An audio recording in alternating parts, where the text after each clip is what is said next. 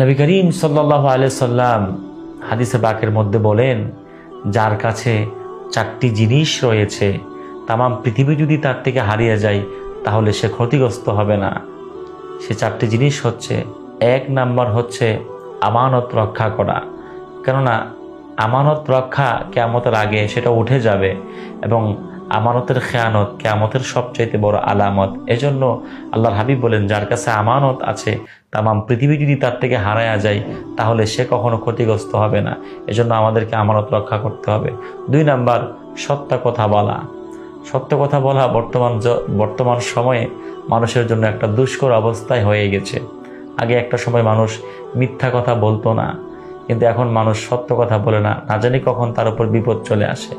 বিপদ আসুক, আপদ আসুক, যাই কিছু আসুক না কেন, বাধা বিপত্তি যাই আসুক না কেন, ওই অবস্থায় আমাদেরকে সত্য কথা বলতে হবে। দৈনন্দিন জীবনে, ব্যক্তিগত জীবনে, পারিবারিক জীবনে, সামাজিক জীবনে, রাষ্ট্রীয় জীবনে।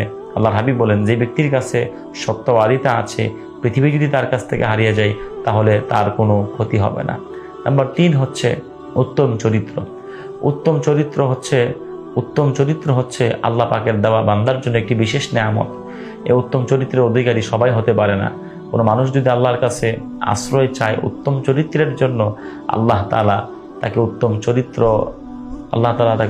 উত্তম চরিত্র দান করেন। এজন্য আমাদের মধ্যে উত্তম চরিত্রবান লাগবে।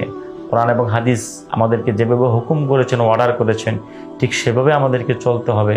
কোরআন এবং সুন্নাহ আমাদেরকে যেদিকে যাওয়ার জন্য নিষেধ করে দিয়েছেন সেদিকে আমরা কখনোই যাব না।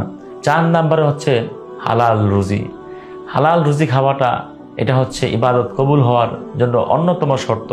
কেননা যে ব্যক্তি হালাল রুজি ভক্ষণ করবে না, যার পেটে 1 লোকমা হারাম ঢুকবে, 40 দিন পর্যন্ত তার কোনো ইবাদত আল্লাহ তাআলা কবুল করবেন না। এজন্য আমাদেরকে হালাল রুজি অবশ্যই ইমানদার হিসাবে, মুসলিম হিসাবে হালাল ভক্ষণ করতে হবে। তো এই 4টি জিনিস যার মধ্যে থাকবে, নবী করিম সাল্লাল্লাহু আলাইহি ওয়াসাল্লাম বলেন, তার থেকে যদি তাম পৃথিবী হারায়ও যায় সে ব্যক্তি কখনো ক্ষতিগ্রস্ত হবে না।